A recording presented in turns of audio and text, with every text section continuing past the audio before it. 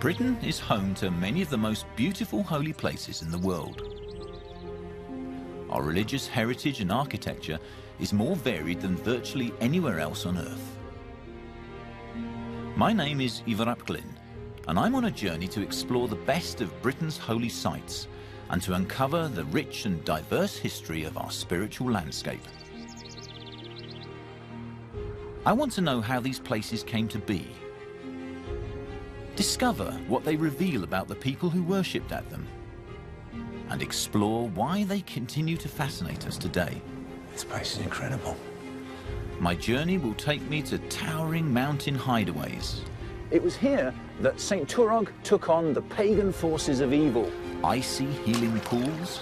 I'm not sure what effect this is having on me, but it is certainly having an effect. And the graves of long-departed saints. There's something quite unsettling about this relic. I'll search out islands where the faithful seek refuge from the world. I'll wander ruins steeped in history. His congregation were roused to come here and rip down the rich trappings of this cathedral. And descend into caves which have been sacred for thousands of years. Wow. From the divine to the unexpected, join me on a journey to the unforgettable corners of our country, the landscapes that make the soul soar.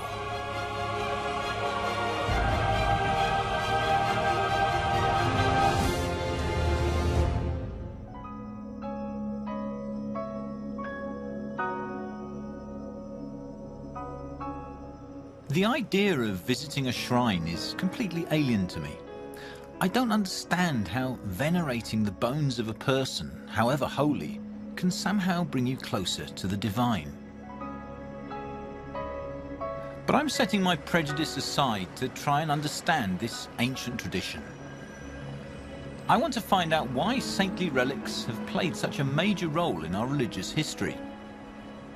But surprisingly, my journey begins at the side of a road in South London. The past, someone once wrote, is a foreign country. They do things differently there. Amongst the many aspects of our past that most of us might find foreign, we might list the veneration of saints, going on pilgrimages to sites associated with their life on Earth, and the evolution of shrines at those spots, because after all, we wouldn't do that, would we? This spot on the B306 in Barnes is where T-Rex frontman Mark Bolan suffered fatal injuries when his girlfriend's purple Mini crashed into a sycamore tree by the side of the road. He was just 29 years old. The accident happened on September the 16th, 1977. And since then, this has become a place of pilgrimage. Fans come from all over the world to remember, to pay homage, and to feel a connection with a man most of them probably never met. It's as if just being here can somehow bring people closer to Bolan and give more meaning to the music that has touched their lives. And it's not just Mark Bolan who commands this sort of interest. Even things that celebrities have merely touched change hands at auction for eye-watering prices. A lock of John Lennon's hair for £24,000. Elvis Presley's belt for £41,000. Even Britney Spears' half-eaten sandwich sold on eBay recently for £280. These are all mundane objects that have acquired an aura of mystery simply by their connection with somebody whom we admire. Memorabilia is what we call these things today, but in medieval times, they'd have been known as relics. A religious relic is usually a piece of a saint's body or an object that was said to have been touched by them. These days, people may revere rock and pop stars, but in more religious times, saints were the celebrities of their day. I'm heading to Scotland to discover just how much influence the shrine of one dead saint can have.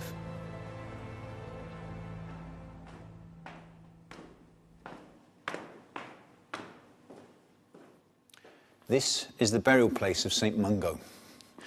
When he came here first in the 6th century, the surrounding area was all open countryside, and he made his home beside a river. He founded a church here, of which he eventually became bishop, and he was so well loved that when he died, his grave became a place of pilgrimage.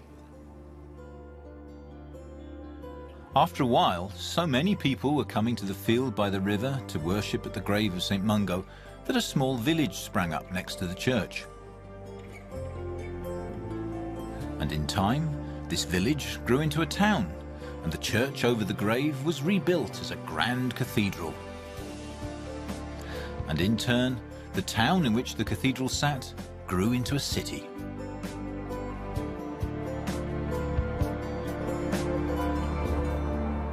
And this is that city, Glasgow, Scotland's largest metropolis.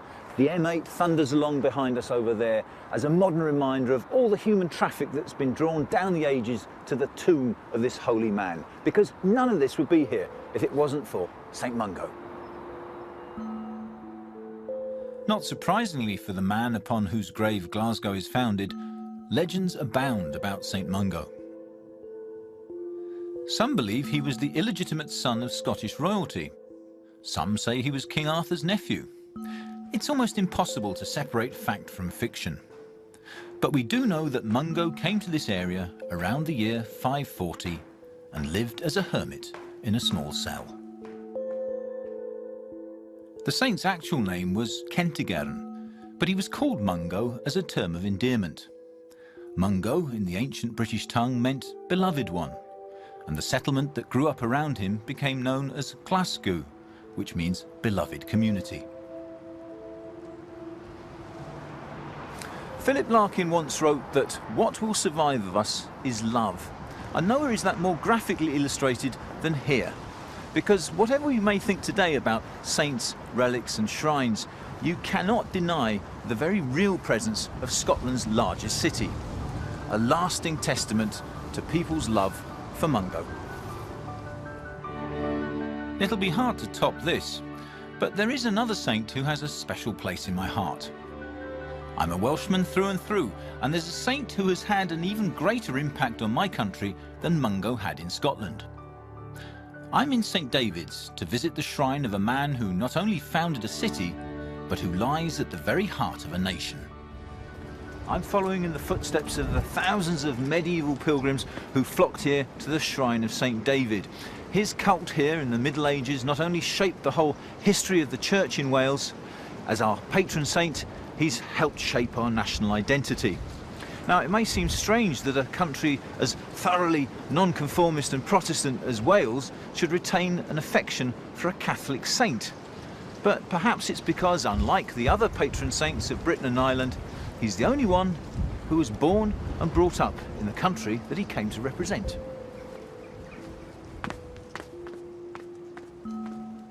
David was born on the Pembrokeshire coast, and his mother, Non, was also a saint, so he clearly came from good holy stock.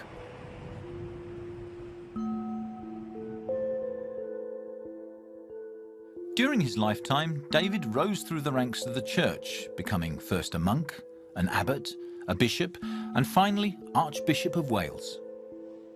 He was famously strict on himself and others.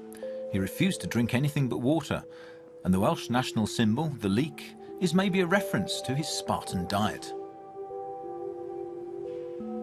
St. David's actual relics were lost at the time of the Reformation, but his stone tomb survives and has recently been restored to its former glory. When the restored shrine was unveiled in 2012, the Bishop of St. David's said, "Let us pray that today will mark the beginning of our great mission to turn visitors into pilgrims." To me, this seems like a bit of a tall order. It's unlikely that restoring St. David's tomb will radically alter the way in which we think of him here in predominantly Protestant Wales. Although it was the cult of the saint here at St. David's that first brought him to prominence in the Middle Ages, he's since acquired a secular and even a political significance. When we wear our leeks and our daffodils on March the 1st and attend St. David's Day dinners, we're affirming our national identity rather than our religious identity. But there does seem to be something afoot. 50 years ago, people would have been surprised that shrines like this were being restored at all. So maybe times are changing. Or rather, changing back again, as I discover as I head into England and my next location.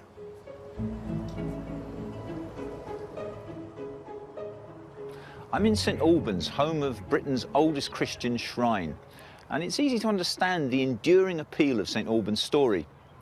This was the site of the Roman town of Verulamium, and sometime at the dawn of the 4th century, St Alban was arrested by the Romans for his faith. He was tried in public and then taken up the hill behind us there to be executed. Now, does that remind you of somebody else in the Christian tradition? St Alban died a terrifying and painful death nearly 1700 years ago in a scene reminiscent of Christ's death.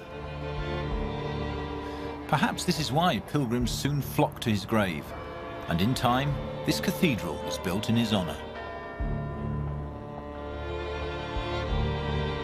This is considered to be one of the most important shrines in Britain. It's certainly one of the most ornate. But looks can be deceptive. This is an Anglican cathedral, and as the Anglican tradition rejected relics during the Reformation, St Alban's shrine has just been through a traumatic 500 years. In 1539 it was smashed to bits and the rubble used to build a wall. It was rediscovered in 1872 in nearly 2,000 pieces before being painstakingly reassembled. However, it was not returned to this spot at the very heart of the cathedral till 1992. And a fragment of St Alban's shoulder blade, the relic itself, was not placed back in the shrine until 2002. I'm meeting with Geoffrey John, Dean of the Cathedral, who was here during the celebration of St Alban's return.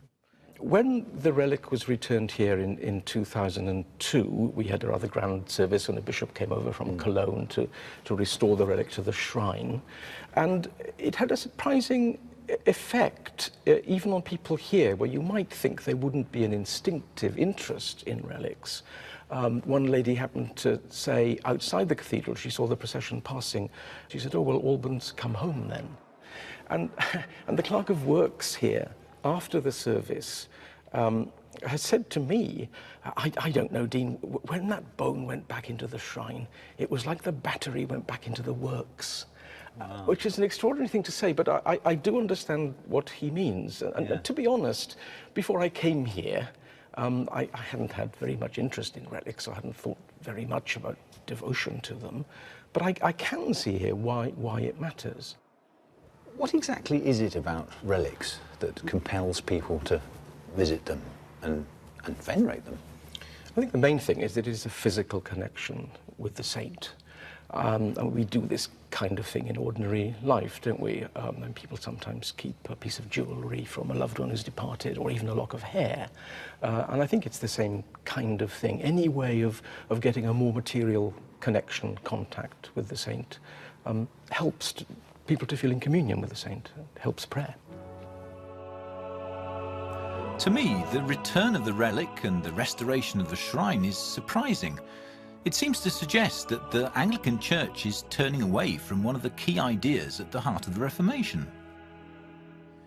There doesn't seem to have been much opposition. I think people understand now that what happened at the Reformation was probably an inevitable kind of overreaction. I mean, of course, there are many things about the veneration of relics that we would never want to restore. I'm sure there was a great deal of superstition attaching to them, a great deal of bargaining, a great deal of money attaching to them sometimes, all of which would have been corrupting and dangerous, and no one would want to see that again. But I'd come back to the fact that there is something about the material connection that the relic makes possible between the faithful and the saint, which is important and perhaps shouldn't have been lost. And I think that's what we're trying to restore. So you're not worshipping the relic? Certainly not, no. The relic is an aid to worship? Absolutely. St Alban's martyrdom touched people in a profound way and is still touching people over 1.5 millennia later. It seems that bringing his physical remains back to this town has had a real effect on people.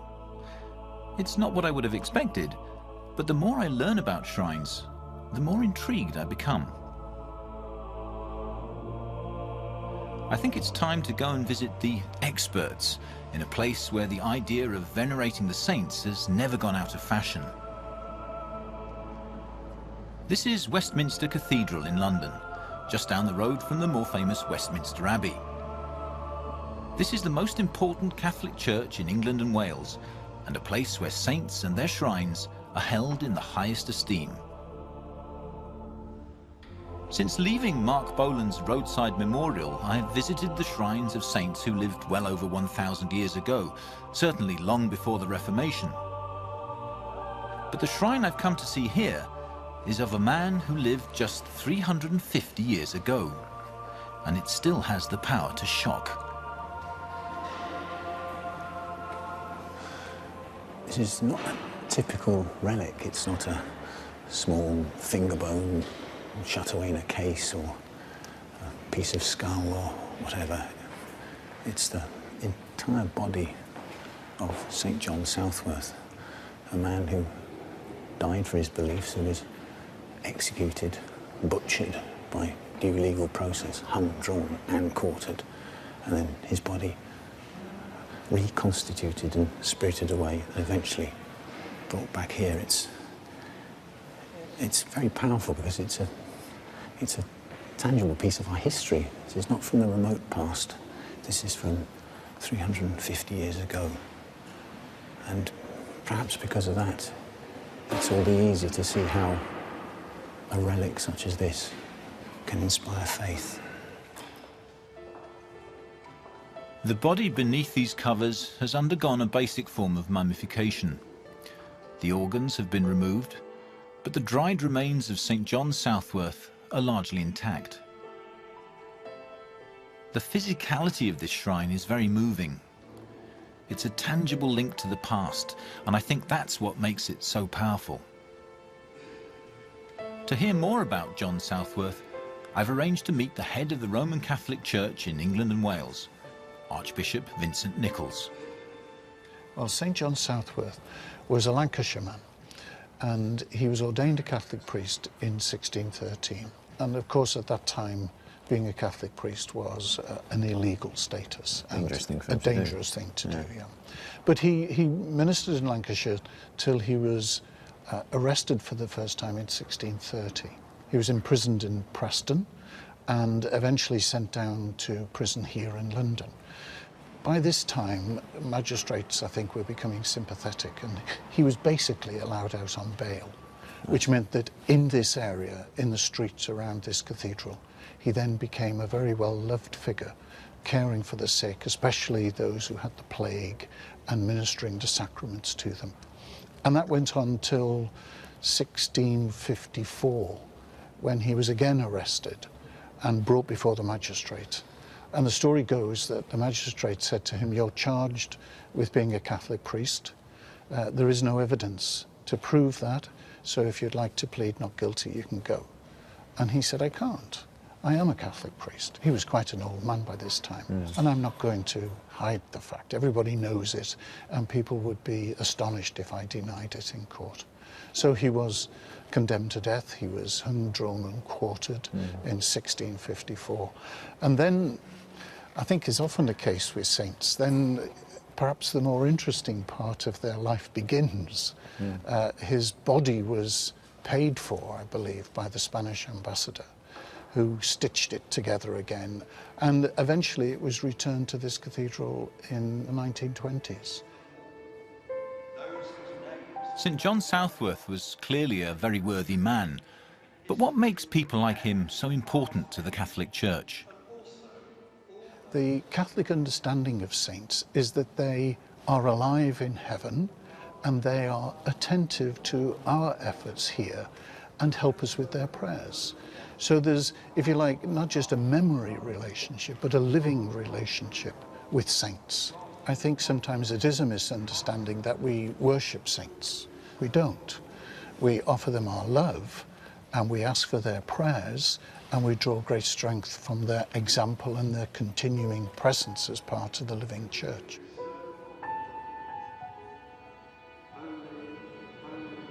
I'm struck again by the idea that I had at the start of my journey. Saints were the celebrities of their age, and people hold on to their memory because they were inspired by their lives and deeds. Maybe that's why there's a move back to revering saints. In our celebrity-obsessed world, what we now crave is a person upon whom to hang our hopes, fears, and aspirations. I remember vividly the cortege carrying the body of Princess Diana coming up the Edgware Road. And the Edgware Road was crowded with people, and they were throwing flowers forward to catch them on the hearse as it went by. And somebody said to me, each of those flowers is a prayer for Diana. The same man went on to say, I think this moment marks the end of the Reformation in England, that English people are discovering again their voice at the point of death. We do pray for those who have died, and they're discovering their vision of a future, which is so vividly expressed in the lives of the saints.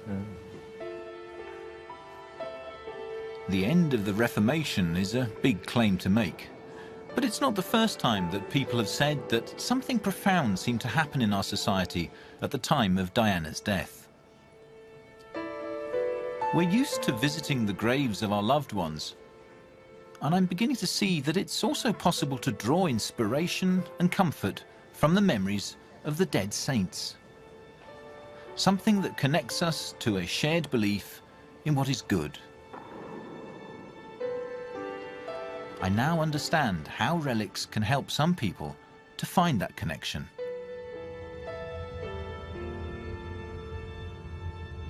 It's time to go back home to Wales.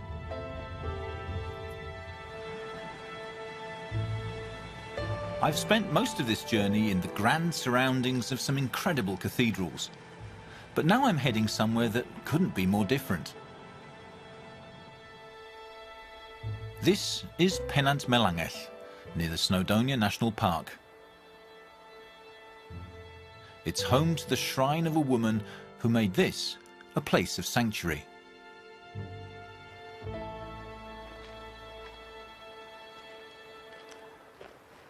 St Melangell was a 7th century princess who became a hermit following an unwanted marriage proposal. So she retreated to this valley and lived a life of prayer in harmony with nature, until one day when King Brochwel and his huntsmen came to the valley coursing hares. One of these frightened animals hid beneath Melangell's cloak as she prayed, but she was able to use her saintly powers to save it. When the king's huntsman came and brought his horn up to his mouth, about to blow the note to summon the hounds in for the kill, not a sound would come out, blow as he might. King Brochwel was suitably impressed by this, and so he placed the valley and all its wildlife under Melangell's protection in perpetuity. And even to this day, hares are known locally as Melangell's little lambs.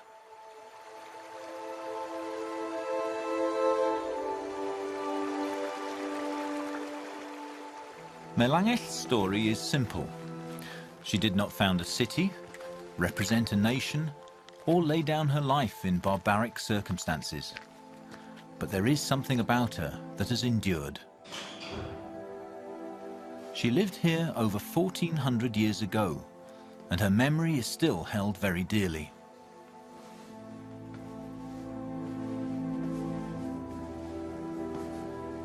This church and shrine have a special place in many people's hearts.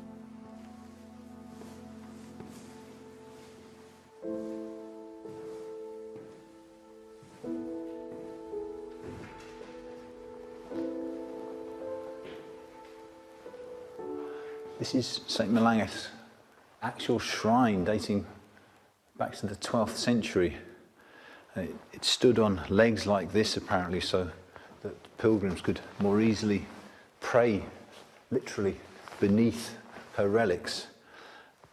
The shrine itself was destroyed at the time of the Reformation, and some of the bits were incorporated into the lich gate and into the fabric of the nave, and when they were rediscovered just a little bit over 100 years ago, then they tried to put it back together again like a huge jigsaw, and of course some of the pieces were missing. But since the shrine has been restored, it's become a place for pilgrims to visit once again. And beneath the shrine, we have these cards, prayer cards, with these simple messages.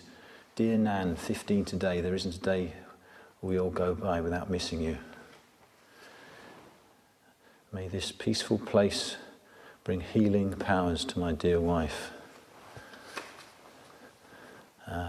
Another gentleman, pray for his addiction recovery, please. Grandma and Granddad, I love you always. They're very simple messages, and the idea that praying in this way or leaving a prayer card in this way can somehow make somebody better or help to remember them. It may work, it may not, but there's no denying the emotional energy that you can feel channeling through this place. There's the pain, but also the hope. And it's very moving.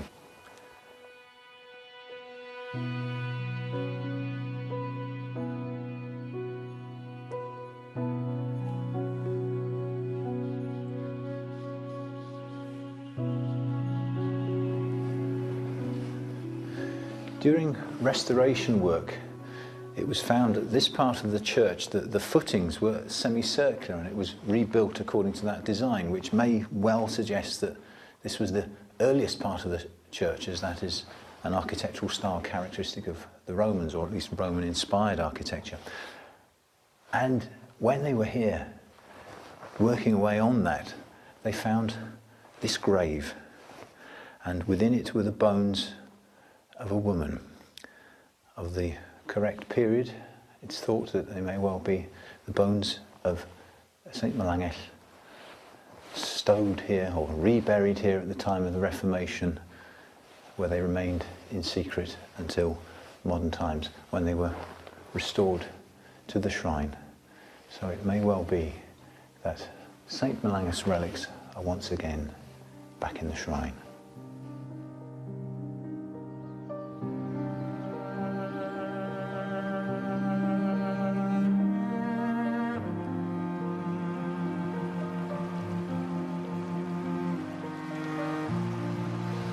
It's difficult to know what it is exactly about this shrine, this valley, that appeals so much. Is it the simple story of a good woman?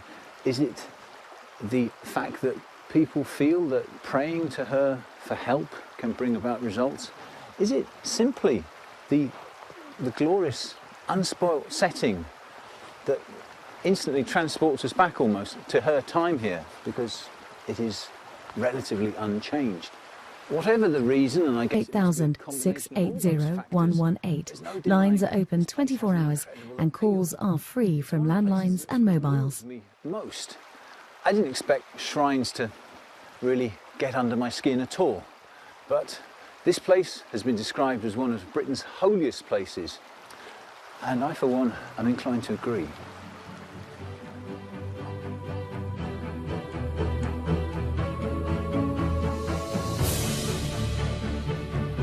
With a brand new programme from Jim Al-Khalili here on BBC4 tonight. Travel back to where it all began in part 1 of The Beginning and End of the Universe at 9. First though, 10 years and £4 million of restoration later. We're back on track with The Flying Scotsman in just a moment.